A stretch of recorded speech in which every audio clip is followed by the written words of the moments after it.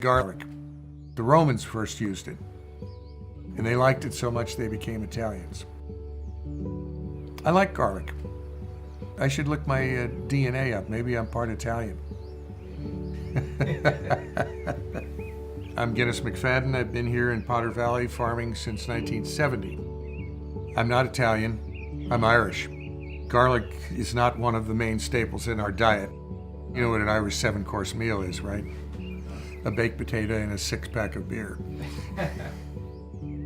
The garlic braids stood out to me when I was in Portugal, when I was in the Navy, largely because I had never seen any before.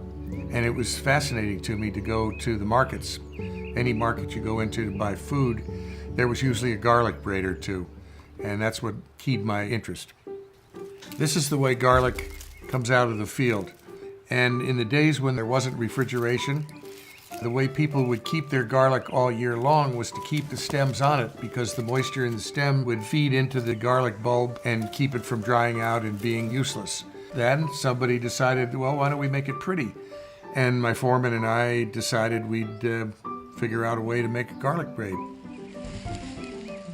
What we do seems to have an appeal to people that like something that's real.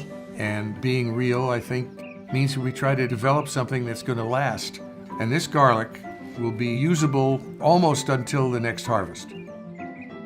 One of the things I like about the farm is the relationship we've established, whether it be with wineries or other farmers. Everything is done on a handshake basis, even selling grapes to big wineries. I've been dealing with the same producer of the garlic from the Salinas Valley for 30-some years. That's what makes it kind of exciting and rewarding.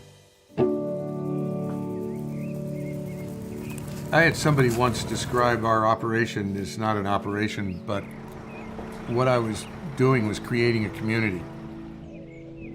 That's not my goal, to create a community, but it's kind of a happy situation. I wound up with a bunch of people that like working here, and the people who work here are people who have been here for many years. A lot of the people who work here for me, they eat and drink the stuff that they grew when they were working here on the farm. There's a relationship between them and the real grapes that we grow that make the wine that we drink. And it's darn satisfying to sit down at a meal and eat and drink the things that you grew.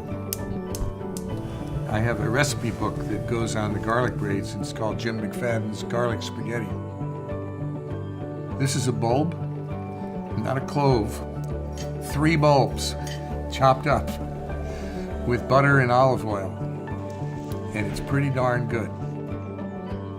Being brought up in New York City and then spending 9 years in the Navy didn't exactly prepare me for living on a farm out in the middle of nowhere, but it seemed to have worked out okay.